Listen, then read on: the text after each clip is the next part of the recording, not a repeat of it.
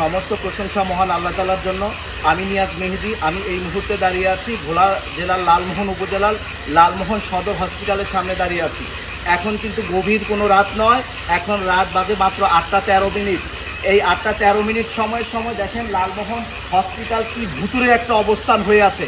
আপনাদেরকে দৃষ্টি আকর্ষণ করছি, আপনারা একটু শেষ পর্যন্ত ভিডিওটা দেখবেন, একটু ভিতরে যাই, অবস্থানটা দেখেন, অবস্থাটা কি।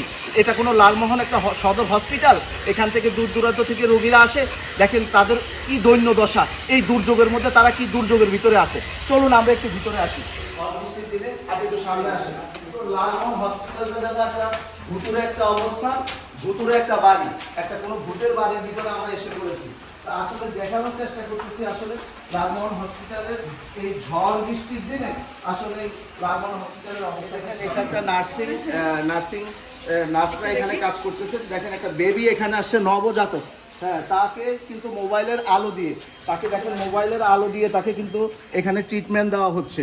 এটা কিন্তু একটা সদর হাসপাতালে এই ধরনের অবস্থা হতে পারে না। আপনি একটু এই পাশটায় দেখেন ডায়রিয়া ওয়ার্ডে আমি দেখেন এই ওয়ার্ডটার অবস্থা আপনারা দেখেন। এখানে কি অবস্থার ভিতরে আছে, কি অন্ধকার অবস্থানের ভিতরে আছে। আমি এখন একজনের সাথে একটু কথা বলবো। আসলে আপনি একটু বলেন তো আসলে আপনারা যে কি অবস্থা, এই যে অন্ধকার নাই, একটু বাতি নাই, কিছু জানাইছেন এই বিষয়গুলো? এই বিষয়ে তাদের কাছে গেলে আমরা কি করবো? হ্যাঁ, কারণ যারা এখানে উপস্থিত আছে তারা বলে আমরা কি করবো। দেখেন এই যে একটা ওয়ার্ডে একটা মাত্র মোমবাতি, তাও দাঁড়িয়ে আছি লেবার রুমের সামনে। এটা ডেলিভারি রুম, আপনারা দেখেন এখানে ডেলিভারি রুমে কি দেখেন কিন্তু কোনো বাতি নেই। এখানে দেখেন কি বিদ্যুতে কি অন্ধকার অবস্থার ভিতরে আছে। এটা কি লালমোহন সদর হসপিটাল নাকি অন্য কোনো জগৎ? আপনারা একটু দেখেন ভিতরে ডেলিভারি রোগীরা কষ্ট পাইতেছে কিন্তু। হ্যাঁ, ভিতরে কি ডেলিভারি রোগী আছে? এখানে কয়জন রোগী আছে? এখানে একজন ডেলিভারি রোগী আছে। দেখেন তাও অন্ধকার। দেখেন কি অবস্থা। মহিলা ওয়ার্ড, তাই না আপা? এটা মহিলা ওয়ার্ড। কারেন্ট নাই, জেনারেটরের কোনো ব্যবস্থা নাই। জেনারেটরের কোনো ব্যবস্থা নাই। দেখি আপা বলেন তো, জেনারেটর নাই কখন থেকে?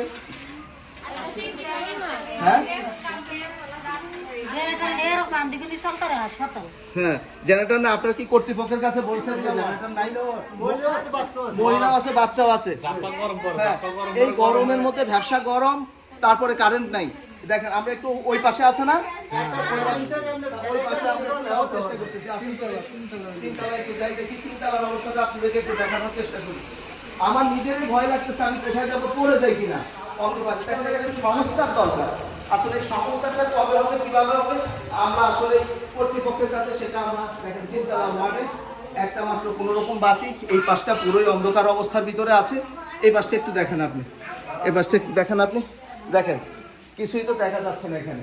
হ্যাঁ, এখানে কিছুই দেখা যাচ্ছে না, কি অন্ধকার অবস্থার ভিতরে আছে। এখন আচ্ছা, কারেন্ট যে নাই, আপনার বাতি নাই, আইপিএস বাতি নাই, জেনারেটর নাই, আপনারা কি বলছেন কাউকে? জানানো হচ্ছে, তারা বলতেছে আমরা কি করবো,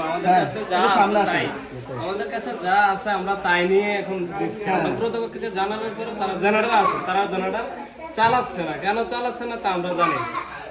আচ্ছা, আমার দেখেন তিনতলা থেকে নামতেই যে জিনিসটা দেখলাম এখানে, এই বাচ্চাটাকে দেখেন কি কষ্ট করে এখানে সেবা দেওয়া হচ্ছে। একটা বাতি নাই এখানে কিন্তু।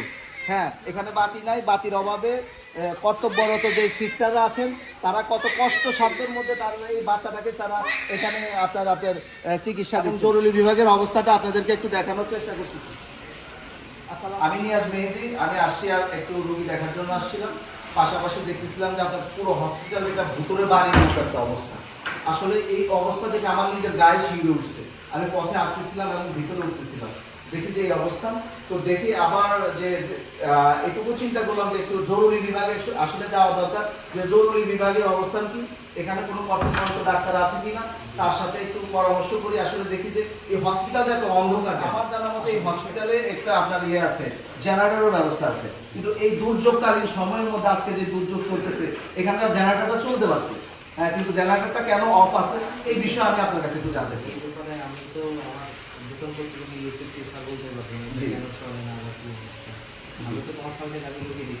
আচ্ছা, এই তো সেক্ষেত্রে আপনি কি কখনো মানে আপনি যে রোগী দেখেন বা বিদ্যুৎ থাকা না থাকা অবস্থায় তো প্রায় সময়ই অবস্থান থাকে, আপনি কি সহ উদ্যোগে কখনো যে আপনার ঊর্ধ্বতন কর্তৃপক্ষ যিনি আছেন তাকে কি জিজ্ঞেস করেছেন যে আমরা তো অন্ধকারের মধ্যে সেবা দিতে হয়, রোগী এর থেকে একটু পরিত্রাণ দরকার?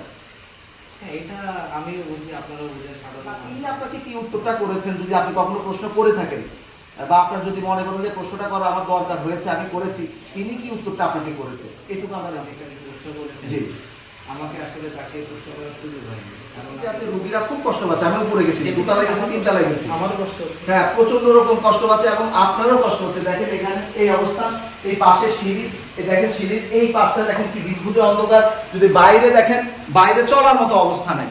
আসলে আমরা কিন্তু এই একটা পরিত্রাণ চাই এর থেকে, এই জরুরি বিভাগে দাঁড়িয়ে কিন্তু পরিত্রাণ চাই। কিছুক্ষণ পরে এই বাতিটা অফ হয়ে যাবে, একজন রোগী আসবে, অ্যাক্সিডেন্ট, ঝড় বৃষ্টির দিন কখন কোথায় রোগী আসে, সদর হসপিটালে রাতের 4টায়ও রোগী আসতে পারে, এটা অসম্ভবের কিছু না। কিন্তু যদি এই অবস্থা থাকে, কি করে রোগীকে সেবা দেওয়া হবে, কি করে রোগী সেবা পাবে? এবং একটা জেনারেটর সরকারিভাবে থাকা সত্ত্বেও কেন এই জেনারেটরটা আপনার অফ থাকলো, কিসের অভাবে এই জেনারেটরটা আজকে অফ? এখানে রোগীরা সেবা থেকে বঞ্চিত হচ্ছে, ডাক্তাররা এখানে কষ্ট করতেছে, সেবা দিতে পারতেছে না। উপজেলা নির্বাহী কর্মকর্তা, উপজেলা প্রশাসক মহোদয় যিনি আছেন, উপজেলার প্রশাসনিক কর্মকর্তা যিনি আছেন, তার কাছে আমাদের জোর দাবি এবং ডিসি মহোদয়ের কাছেও আমার আকুল আবেদন, আপনারা শক্তভাবে বিষয়টা একটু দেখবেন এবং জনগণের দুর্ভোগ লাঘবে যা যা করণীয় অতি দ্রুত সত্ত্বর এটা করবেন। শুধু আজকের দিনের জন্যই নয়, এখানে প্রতিনিয়ত এরকম হচ্ছে, প্রতিনিয়ত একটু ঝড় বৃষ্টি আসলে জেনারেটর চালু থাকে না, জেনারেটর বন্ধ থাকে, রোগীরা ভীষণভাবে কষ্ট পায়। আমি নিয়াজ মেহেদী, লালমোহন হসপিটাল থেকে এই মুহূর্তে বিদায় নিচ্ছি। আসসালামু আলাইকুম, আল্লাহ হাফেজ।